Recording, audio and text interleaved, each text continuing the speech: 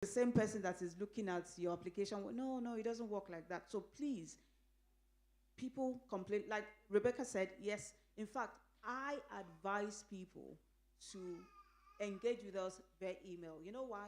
Because there's an audit trail. If you say you spoke to somebody, yes, some of our calls are recorded or may not be recorded. I, how do you prove that? Except if you recorded it on your own side. But if you write an email, there's going to be an audit trail. And there's what we call service level agreement, where we say X number of days. She said 14 days to respond. Even if it's an acknowledgement, at least you will get something. So yes, we're working on that. And, with transformation going on, we're going to improve our services. But thank you for bringing that up. Any other question for Rebecca? Okay. I think we're done with questions for you, Rebecca. So thank you for that. So, Chinua, I think is your session. No worries. Thanks. Right, so a couple of things Yemisi mentioned earlier, I'll give you the information on because I'm sad like that and have it in my head. So the OISC, which is the body that regulates immigration advisors, it's the Office of Immigration Services Commissioner, and anyone that claims to be an immigration advisor should be registered on their website. So all you have to do is search for OISC and check if the person who claims to be an immigration advisor that's advising you is on that list.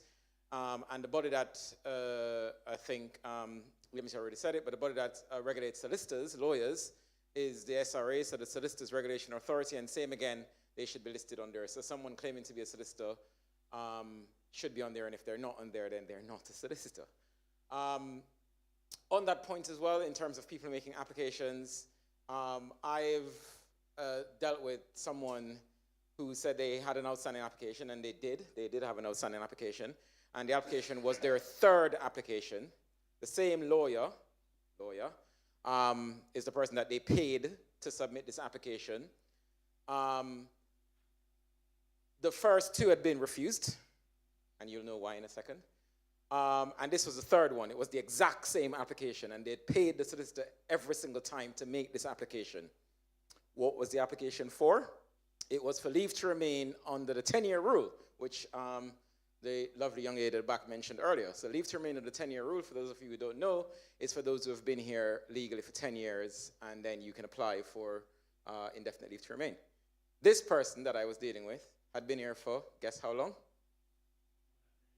Not 10 years. He'd been here for 5 years. Okay? And also, he was not here legally. So, so he had paid someone to make 3 applications for leave to remain under the 10-year rule. 1, he wasn't here for 10 years, and 2, he was here illegally. Okay? So that's the reason why, if you're going to pay a lawyer, make sure, first of all, that they are a lawyer. Second of all, make sure that you know what they're submitting. Get copies, get emails, okay, to make sure that you know what they're submitting. Because there are so many unscrupulous people out there claiming to be lawyers, or genuine lawyers who are themselves unscrupulous because all they want is money, okay? They're looking to abuse you. Now, as Yemisi said, you don't necessarily need solicitors, but we understand that the Home Office system is complicated. You can't get through to people on the phone, and it's hard to get the advice that you want. And so you think a solicitor can get the advice better than you can. Well, they really can't.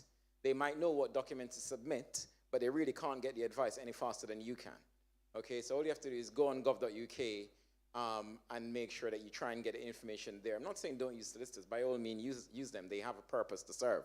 But just make sure that when you do, you're using someone who is, 1, on the SRA list of solicitors, and 2, is not trying to rob you of your money by lying to you. Okay? Now, as far as my team is concerned, I said earlier, we are looking to engage with yourselves, with the community in general, to try and help people in whatever way. So that could be pointing in the right direction, as some of the things that we've been talking about today, or it could be helping people to return home, or whatever it is. In different parts of the country, we have immigration surgeries. So it's kind of like where we get a couple of officers to have a regular session, a bit like an MP surgery, I suppose, where you can get this kind of advice on a regular basis. We don't have anything like that set up in Cambridge, but it could be something that we discuss setting up. And if we do, then it could be an outlet for you guys to get information on a regular basis. So it is something that myself and my team are keen to explore in different parts of the areas that we cover, in the countries that we cover, because it is a good way to engage with the community and to make sure that you can get some advice on occasion. Okay, so as Yemisi has said, we are here to try and help. So I suppose I don't really have anything else to say. So if you've got questions, you can ask them. Any questions? Okay. No question. I'm just quickly going to touch on. Yes, go ahead. Can we ask Victor to mute because he's playing with his child and TV background noise is very loud. Yeah, they're online and they should mute. Thank you very much. Thank you, Rebecca. So I said I was going to quickly touch on Windrush compensation scheme. So this actually applies to you if you have come to the UK from Commonwealth country before 1973. Now, looking at the age of people here, it's probably not going to be applicable to you, but you may have had your parents here they've returned home and they've tried to come back to the UK, but somehow they've been denied, right? I say to people, ask. It's either yes or no. Instead of sitting there and thinking, maybe, maybe not. It doesn't cost you anything, okay? If you came to the UK from any country before 31st of December 1988 and are now settled here, you can also apply if you are a close family member of someone eligible to claim and you have had significant losses yourself, representing the estate of someone who would have been eligible to apply. So eligibility, you can apply for the scheme if you have had losses because you could not prove your right to stay in the UK. You've had losses because you're the partner, child, brother, sister, or parent of someone who could not prove their right to stay in the UK. You know, some people, they come here and they lose all their documentation, and in applying, we've asked them at some point to provide proof. Now, if you fall, or maybe your parents or your grandparents were here at that time and they cannot prove, these are the people that we're saying are eligible. If you're applying for yourself, a primary claimant, you can apply if one of the following is true. If you came into the UK from Commonwealth country before 1973, your parents or grandparents came to UK from a Commonwealth country before 1973. Oh God, no, that's not what I want. This is what happens when you're reading. You came to the UK from any country before 31st December 1988 and you are now settled here. You need to show that you suffered losses because you could not prove your rights. Now, all of this, just type in just go to gov.uk and type in Windrush compensation scheme. You have the whole information. So if you think maybe your parents may fall, even if they're dead, right, you can still apply, okay? Like I said, it's either yes or no. There's no harm in trying that out, okay? So I said I was going to talk about employment in civil service, right? So there's what I said to people that these gadgets, right? And now I'm going to take away my home office hat and I'm going to talk like a Nigerian or an African. This gadget is not only for gossiping. This gadget is also useful to bless our lives. Gov.uk, I'm in the church, so is your Bible. If anybody brings out their phone now and type in civil service jobs, once you go into that website, it tells you to register the different jobs different what we call them professions that you can apply for. I mean, law. Everybody knows that as a lawyer, even if you studied medical sciences, there's home for you, right? So if you have, like I said, especially young children, coming out of universities now and saying, "Oh, I don't have a job." With all due respect to people working in McDonald's and the rest of it, I don't have any problem with that.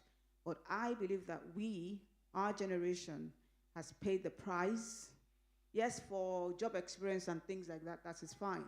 But in terms of, a career, and we keep talking about, oh, we're not at the table when decisions are being made. You have to be in there to be part of the discussion. And how can you be? When you come, places like civil service, you can help to influence policies. You write policies. You contribute to policy making. So please, encourage your young ones, even adults. I mean, we don't have, I don't know if you're aware that since 2010, Equality Act 2010, there is no ageism. So you work till you drop dead, more or less, or till you're tired. So it's not just for young people or for older people and middle age. So just go to gov.uk, register there. We do job fairs as well. We attend job fairs, talking about the different jobs. I think currently we even have about 100 jobs going on in Border Force and some other places in the Home Office. I think I will send the link to you, Benga. So please feel free to come and join us, see what we do, see how we do it. It is not meant for a certain people. If you qualify, and some people come and say, oh, maybe you need a degree. Some jobs, yes. Some not. But just go there, go onto the website, register on civil service jobs, and go through the jobs and see what catches your fancy. Yeah, I just want to say one thing on that. One of the problems I find in the Home Office is that we're not very diverse, okay? So there are obviously loads of people like myself and Yemisi, people look like everyone in this room in the Home Office, but we're not representative, okay? The other problem I have is that we're also not representative at the levels that matter, okay? So I think that a lot of the times, as human beings, we complain about a problem, the Home Office is this and the Home Office is that. Why not join and try and fix it or help fix it, okay? As Yemisi said, that website is a gold mine, and there are way more than hundreds of jobs on there in different positions, in different parts of the Home Office. In fact, my team, we're always recruiting. We're just recruited 7 new people across the 2 offices, and we're going to launch another recruitment campaign soon for immigration officers. But if that's not what you want to do, there are loads of other jobs in loads of different departments within immigration enforcement, asylum and protection, HMRC, whatever, within the civil service itself. There are always loads of jobs. And I think, personally, 1, enter to try and fix some of the problems that exist. And 2, enter to try and rebalance the diversity. Does that make sense? So I think, if it's something that you've been thinking about, you ever thought about, or you think, okay, maybe I could think about this, then ask a question. We can answer questions on that as well.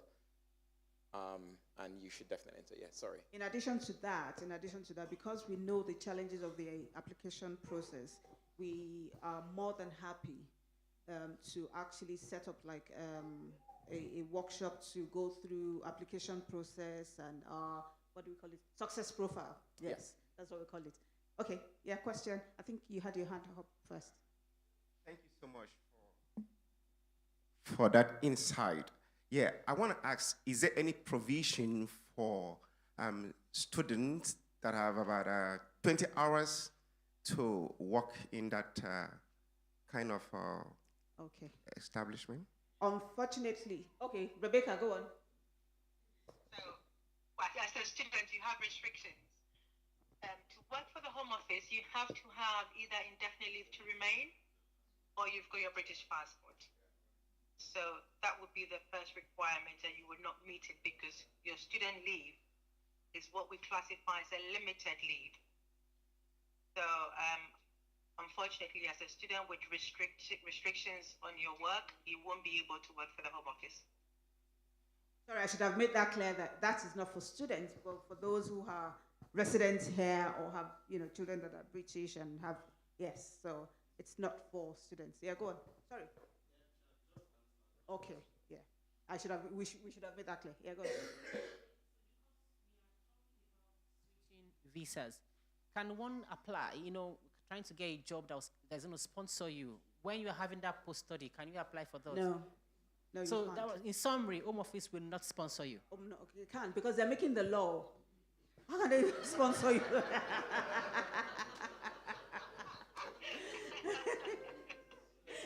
like I said, you can't use limited leave to apply for a role in the Home Office. You should have indefinite leave to remain. Yes. Any other questions? Okay, I think, yeah. So who are those that are made to apply for this job? British nationals, indefinite leave. Yeah. European European No, citizens because who they're have still leave to restricted. remain in the UK. Go on, Rebecca. As long as you No, have I was just restrictions. adding to what you said. British nationals, non-British nationals who have indefinite leave to remain, and also EU nationals who have settlement in the In the UK. UK, yeah. So, sorry. Now, if your spouse is depending on you and you have a British passport, can he or she? Has your spouse been given indefinite leave No, not yet. until they get it? Yeah. Until they get that that's a key thing. It's basically because most of the posts in the Home Office are known as what's called reserved post. So they're reserved for those with British nationality or those with indefinite leave to remain. And the simple reason is because you need something called security clearance. Yes. So you have to be vetted before you join the Home Office. Yeah. And in order to get vetted, they can access more information on you once you've gotten a British passport, because obviously to get there, they would have collected a lot of information on you already. Yeah, Yeah. it's a security yeah, check. It's a security Because obviously they don't want anyone working for the Home Office Yeah. that then Because you'll later be turns out to be, exposed- You'll be exposed to a lot of information, internal information that you can use against the British government. And you also have access to lots of personal information, right? Of people. So obviously there are rules governing what we can do. So when we get into the stage where, you ask, obviously we don't ask for anyone's details when we do community engagement. But when we get into the thing where, we want to have a one-to-one conversation with someone or whatever it is, we can check all the information on this person. There are rules governing what we can check. Yeah. But essentially, we've got access to all kinds of information on Home Office systems. So that's why there needs to be, a vetting process, a security process, before you can apply. And that's why you need the indefinite leave to remain or the British passport first before you can start that the vetting process. So if you have friends and families that have indefinite leave to remain, or British nationals, or children that are here that have graduated and have indefinite leave to remain or British, please encourage them to join the Home Office. Thank you. Please let me take you back to the Windrush scheme. If you have a grandmother that died, she never switched, but she died here, but she was taken home to bury. Can her hospital be your proof to apply for the Can her hospital what? documents before she passed on? Could it be the proof you will provide for you to get the composition? Yeah. So when she was here, Yeah. was she at any point denied? She was here. Yes. So was she here as a British national or not? She never went ahead to get the British passport, but she was already documented here legally. Did she benefit from everything that was entitled to her when she was here? She didn't opt in for that. No. Okay, for example, whenever she traveled, was she denied access coming back or things like that? Or was she denied a job because she couldn't provide any evidence? Now you get it? Yeah, come in. Every application, its own merit. So Yes. you can submit an application. Nothing stops you from doing that. Your case will be allocated to a caseworker, and they will go through your application and make an assessment, and a decision can be made.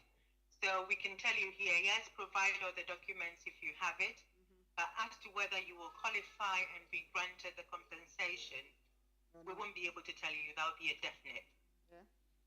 But you can definitely submit the application if you choose to. Gov.uk, Windrush, that has a lot of. I can also email some FAQs and some other information that can then be passed on. Yes, thanks, Rebecca. Yes. So my other question is, what happens when the Home Office, makes a wrong decision? Can one get compensation if the decision is reversed? Okay. Well, it depends on what the application. If your application has been refused, and whether it went through court, and the court said no, we've made a decision wrong, and therefore grant, there's no compensation. A decision can be refused, and then the manager can come back and say, before we've sent it out, but I've reviewed the case, and now I want you to grant. We can grant. No compensation. If there has been a wrongful detention, then we will look into compensation angle. But again, every case has its own merit. So if it's just about a case that the Home Office refused and has later reverted that and granted, there will be no compensation. For me, the good news would be the fact that you've been given a leave rather than being refused. Does that answer your question? In a way. But you're not happy about it. It's not answer. Yeah, exactly. Sorry. If that is the case, then the Home Office will pay in millions of pounds. Exactly. Because For every. we go to court and the court says to us that we have to review and grant. Mhm.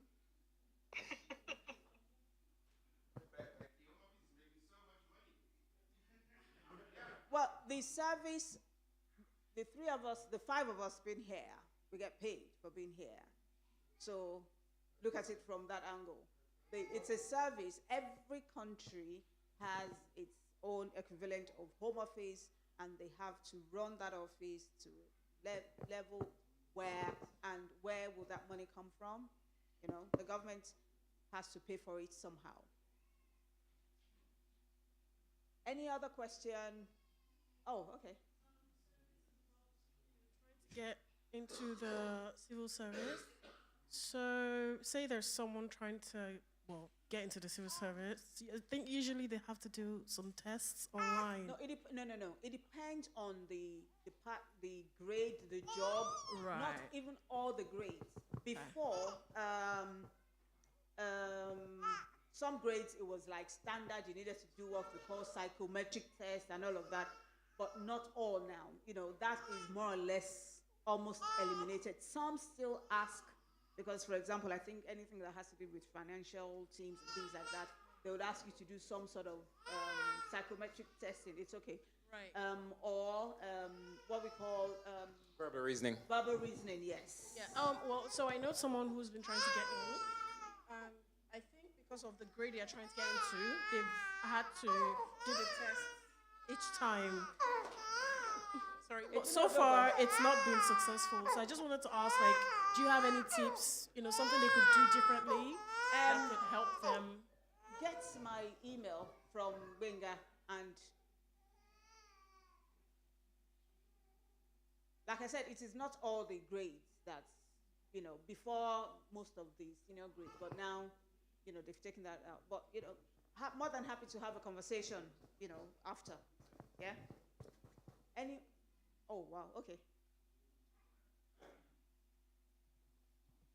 Sorry, if I'm a dependent and the main sponsor changes to a new visa, how long does it take for me to change to ours? Rebecca. Is that clear? Yeah. It's straight away. So if your main applicant has switched and has been granted a different leave, that leave applies to you straight away. If your main applicant finishes studies, but their visa hasn't run out, and they decide to leave, you're here illegally. So whatever happens to your main applicant happens to you. Does that make sense? Yeah, but maybe I will clarify a bit. Okay. Not a student visa, a tier 2 visa. Yeah. My main applicant has changed a tier 2 visa to a different tier 2 visa. Yes, the initial one we were on is still on, it's still valid. How long does it take for me as a dependent to switch? Like I said, straight away. Straight away. If your main applicant has decided to switch, regardless of the routes that they've taken, that will apply to you. So if you're on an old visa and your main applicant has moved from that visa, your visa is not valid anymore. And if you're encountered by Chingwe and his team, you will have an issue.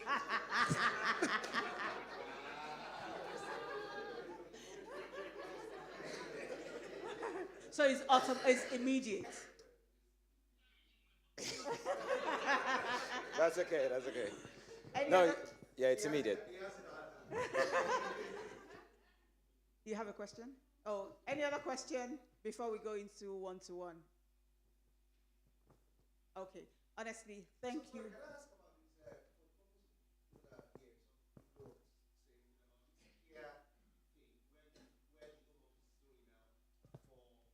PR service worker in the UK to come in from other foreign countries into the UK to work.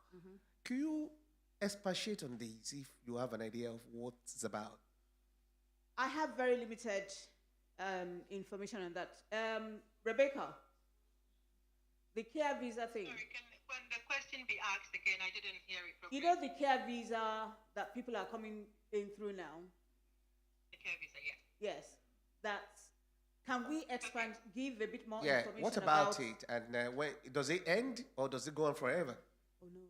Okay, so it's quite interesting. You asked that, and I was expecting for this question to be asked. Okay. So what we found out was that a lot of students come in to study, for instance, IT, and because of the work restrictions on their visa, they decide to go into healthcare.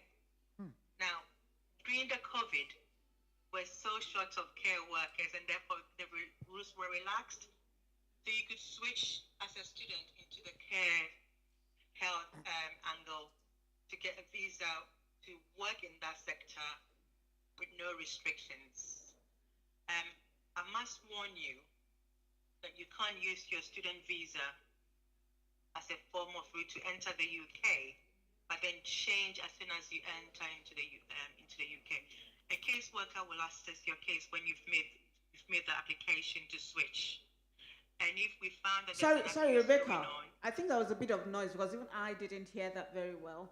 Could you sort of roll back a bit and start from where you started talking about is your student visa coming into the country and yeah. So some student visas holders are able to switch routes in the UK. Yeah, subject to you meeting that particular requirement of the route. What we have found out is that some students are abusing that loophole that we've created for them. And that is coming in as a student, they get in and realize, oh my God, I'm only limited to working 20 hours a week. And therefore I want to work 38 hours a week. Therefore I'm moving from being a student into the care sector.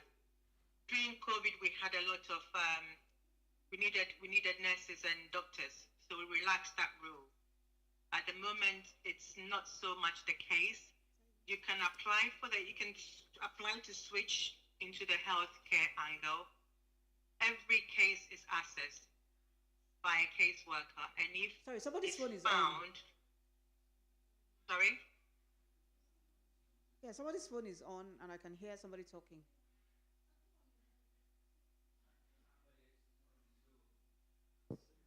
yeah, somebody on Zoom has got the, it's not muted. So So to cut a long story short, yes, you can apply if you want to. It's not straight away that you will be granted that switch. I must say that if you refused, your fees are not returned anywhere. And if you've come in as a student, I will encourage you to follow that route and study. If you want to come in as a healthcare worker, I would encourage you to apply for the hospital or the care home that you want to work for and get them to sponsor your application. That is a much better route than coming in pretending to be a student when we both know that you're not coming in to study, you're coming to work.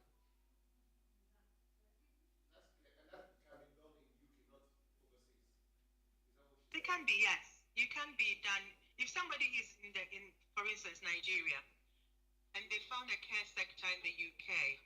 So, for instance, I have a care home advertised for employers overseas, and the employees overseas, sorry, and they have applied and they've been successful at the interview. I have to sponsor the application for them to come and work in the UK. So they can do that, yes. But what I'm saying to you is mainly the students who are using this loophole where they want to change from being a student into full-time work. Be very careful because we are on the case.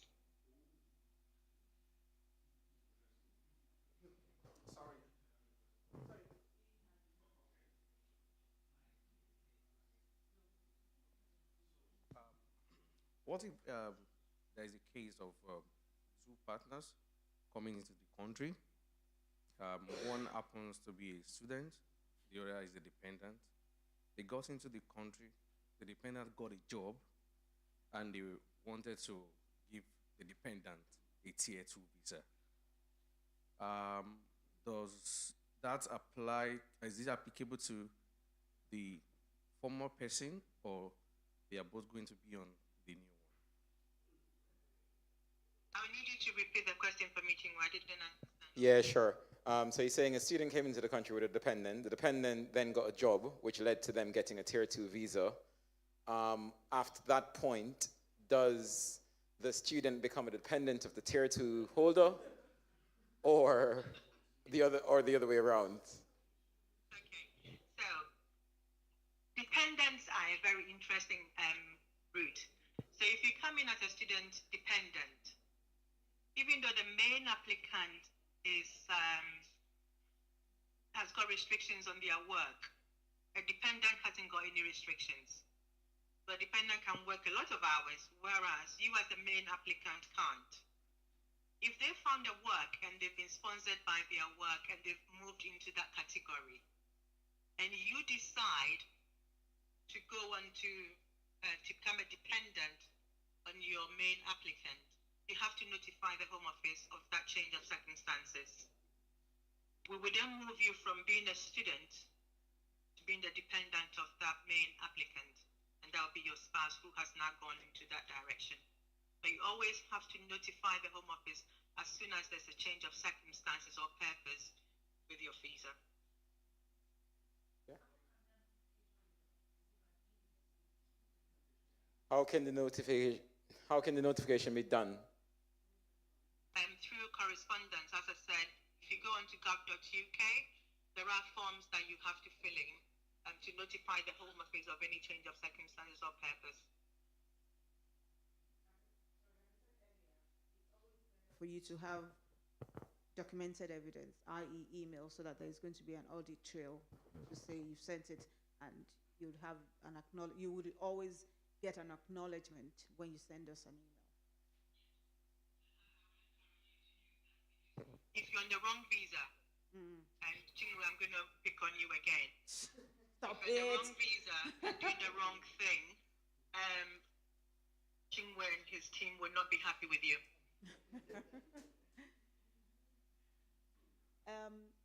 Did you have a question? Okay. I think we'll need to wrap this up because we still have one-to-one. So I think in the next 5-10 minutes, so that we can have 5 minutes break and then one-to-one. Yes, a situation where a student is about to finish his studies, maybe about 2 months or so, he has finished his dissertation, can he or she switch to a tier 2? Rebecca, did you hear that? Rebecca? Yes. Yeah, I think I heard a student who has got a few months to finish. 2. Can they switch to a tier 2? That's the question. If you've got all the sponsorship in place, then yes, you can apply for it.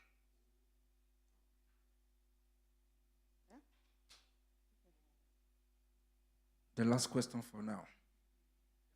Thank you for all the answers provided so far. If you said we need to notify the Home Office if we switch our visa, and let's say the student is finished with his the project, and maybe he has maybe like 4 months left, and the dependent switch from that dependency visa to tier 2. Does that dependent still need to notify the Home Office before? Everything you do. Okay, so the thing is, I think we're getting this confused. What we found out is that students, so 2 people come in, one as a dependent, one as a main applicant. One finished studying, and because they don't want to go back to their country, the other one applied for another route. For the main person on the first application now becomes a dependent, and they keep interchanging all the time.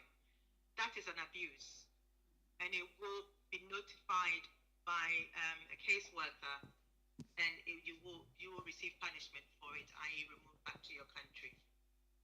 If the main applicant, let's for instance get a job, and the job decides to sponsor them, as soon as they make an application and you are named as a dependent on the application, the previous visa that you hold, if this application is granted, then your old application will be cancelled. And you can't use that student visa anymore. You then become a dependent on the other application. You can't have 2 visas simultaneously on. Does that make sense? It's not possible. Once you switch, you have to switch to the new one. You can't say because you've got an existing one and then there's a new one, have both simultaneously. It has to be one at any point in time. Does that make sense? But. I was waiting for the buts. If you're dependent, let's say you've come in with your wife, and your wife is a dependent now, and now your visa is about to run out, you've got about 6 months left, and your wife decides to apply is successfully getting a tier 2. When she's making the application, there's a space in there asking for dependents. If you're named on that application and she's granted, you no longer are a holder of a student visa. You are now a dependent on a tier 2 visa. Is it clear? Yes, it's clear. Even when you finish your study, yes, you need to switch. Yes. Yeah. Yes. You can't have Because student visa and then a change of circumstances. You have, unless you are not named on the main applicant, on the other application, that's different. If you're named on there as a dependent, then yes, it's no longer valid, even though you studied. Let's later follow up.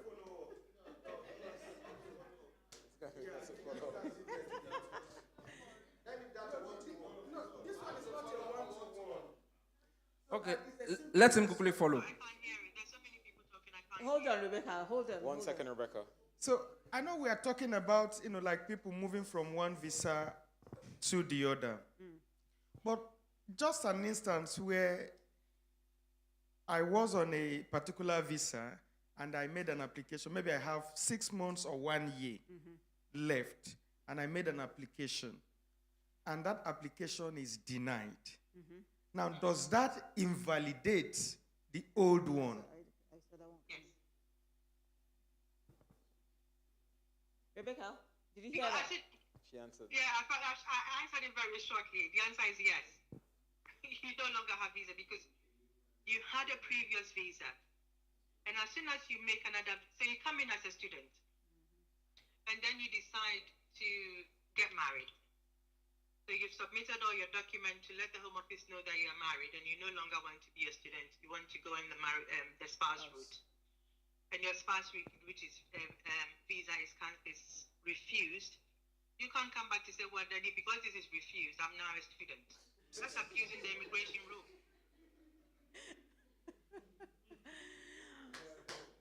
Hallelujah. All right. So, thank you very much for your time. I mean, I think it's been very interactive. It's been very engaging.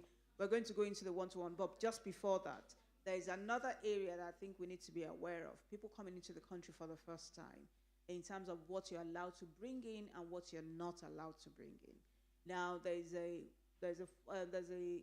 leaflet that we call Notice 1. You can actually see it on gov.uk. That states everything you're allowed to bring into the UK. And I can tell you now that dairy product, those of you that bring suya, that bring kilishi, you can bring fish up to 23 kilos as long as it is gutted, as long as it is clean. But you cannot bring any dairy product because of mad cow disease. When I was in Heathrow, I tell people that what is the point of you having your name on our system just because you want to eat suya? Yeah? So please, when people are coming in, explain to them, tell them the things that they are allowed to bring, answer the questions you are asked, not the questions you are not asked. Doing APROCO and ITK.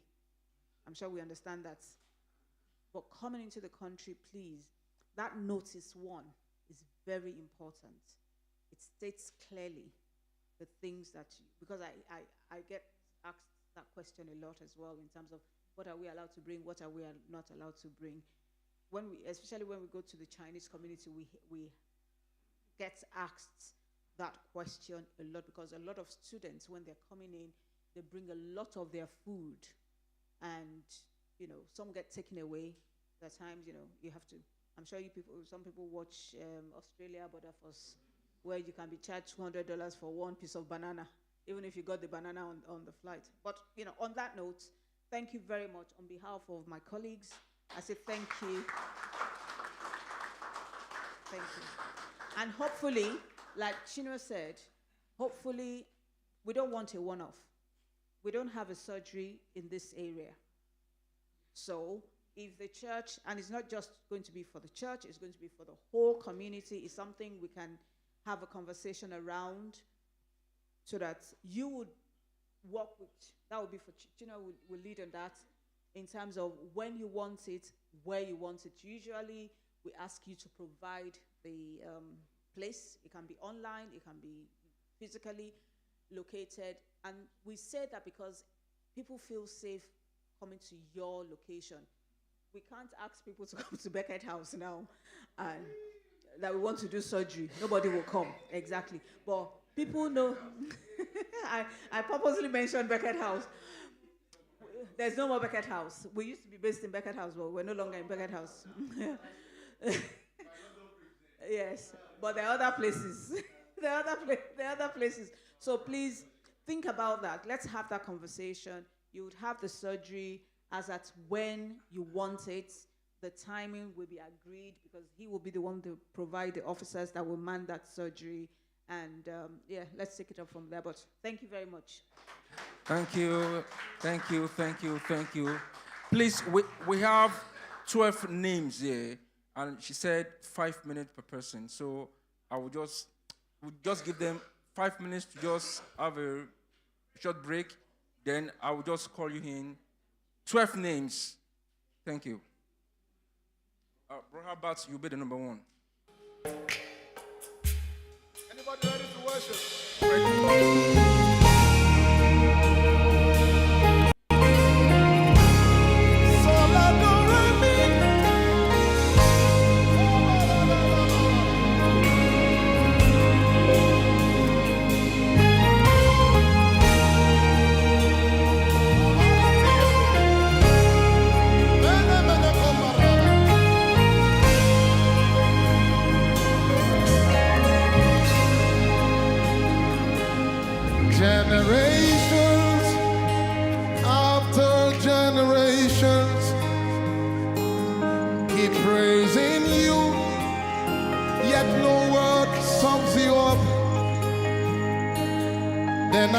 asked the Lord,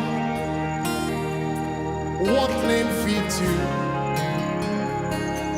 And he said, yeah.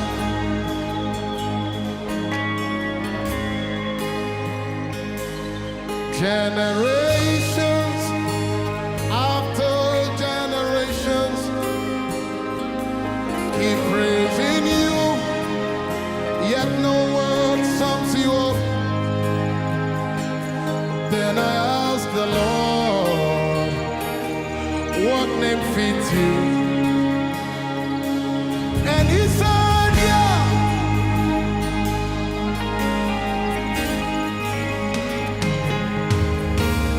You're the hallowed one. Yeah, the holy one. Yahweh, the King of Zion. Yeah, the hallowed one. Yeah, the holy one.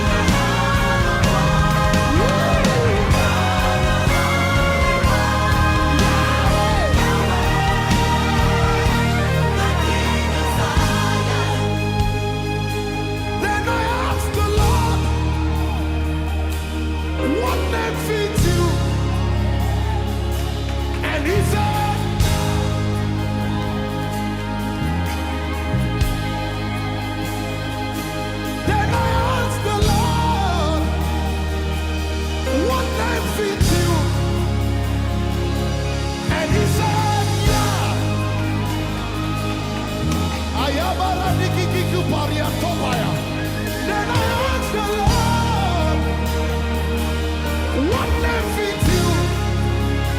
Yata. And he said, Abba. Then I asked the Lord, what name fits you? And he said, somebody call him Yah.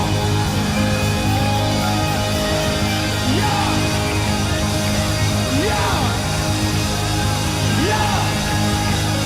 When I don't know what to say, yeah. When I'm short of words, yeah. When I want the dimension of God, yeah.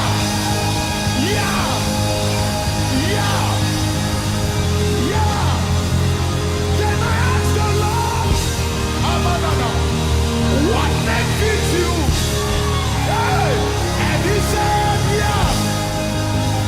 Then I asked the Lord, what name fits you? And he said, yeah.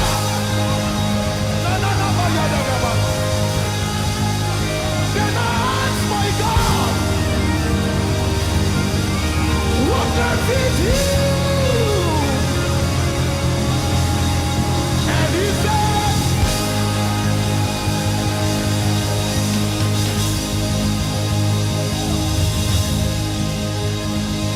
then I asked the Lord, what name fits you? And he said, yeah.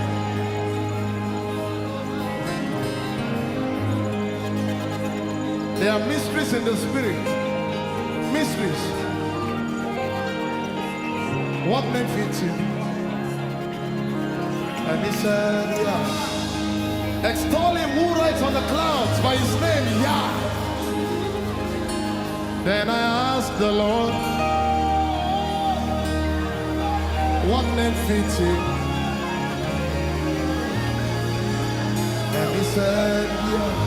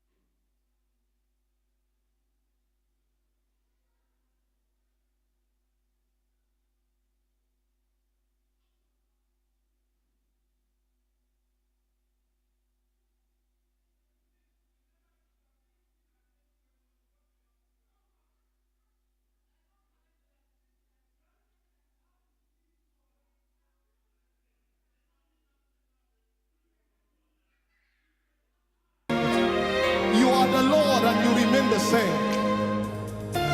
How many of you believe that with me tonight?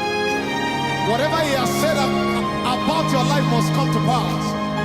Because he is the Lord and he never ever changes.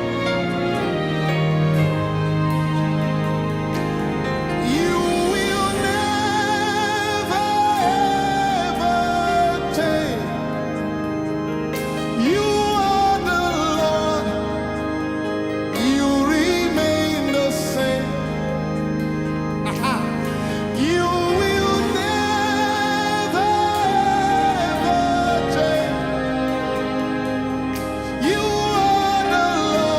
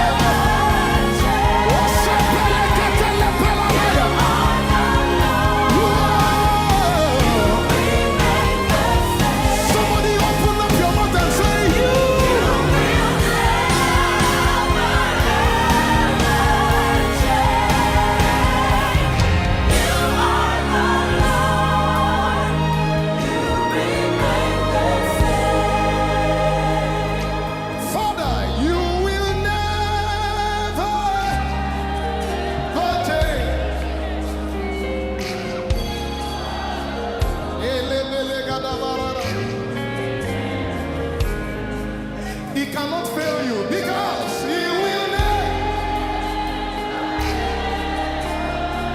His mercies are new every morning, but His personality never changes. Hayaya. Somebody say, You will never.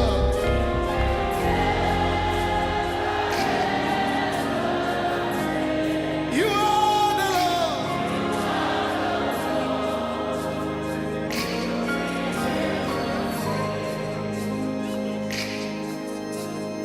He's faithful to His word over your life.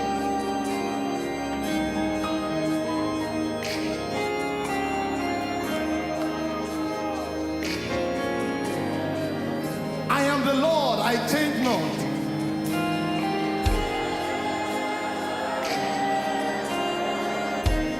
You are the Lord. Ele balanana. One more time, somebody say.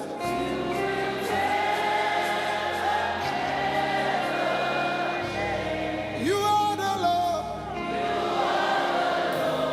You remain the same. One more time, you are whenever.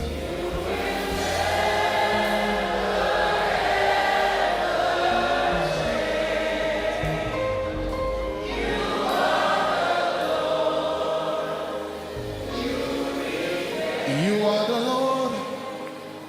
You change it not. You are the Lord.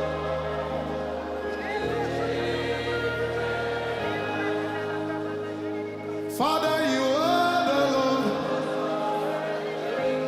You never fail. You are the Lord. Somebody lift it up and say, You are the Lord.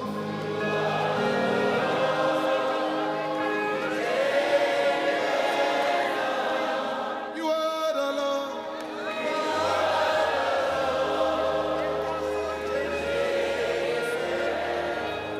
Over your family, declare tonight, You are the Lord.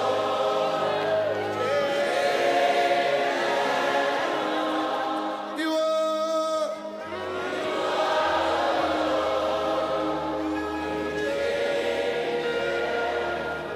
He's consistent in doing good.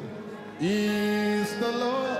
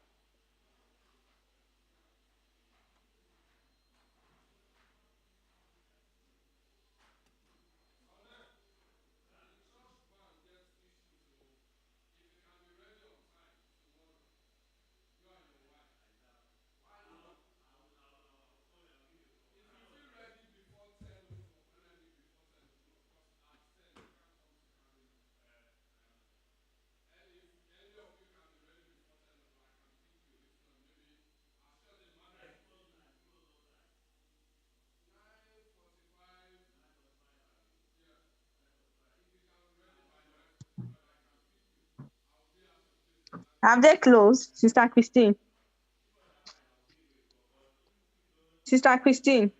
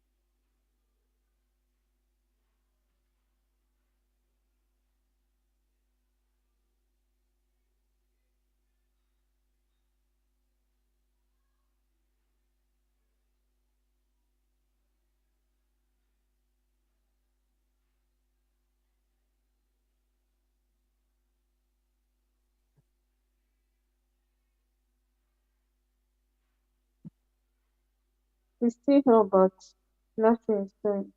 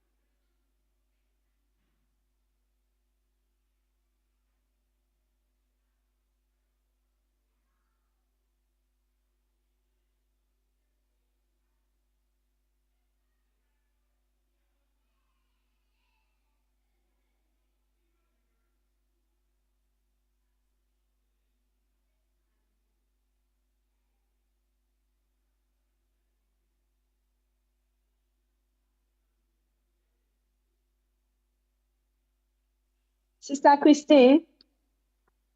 Sister Christine. Ah. And she unmuted, so I don't know.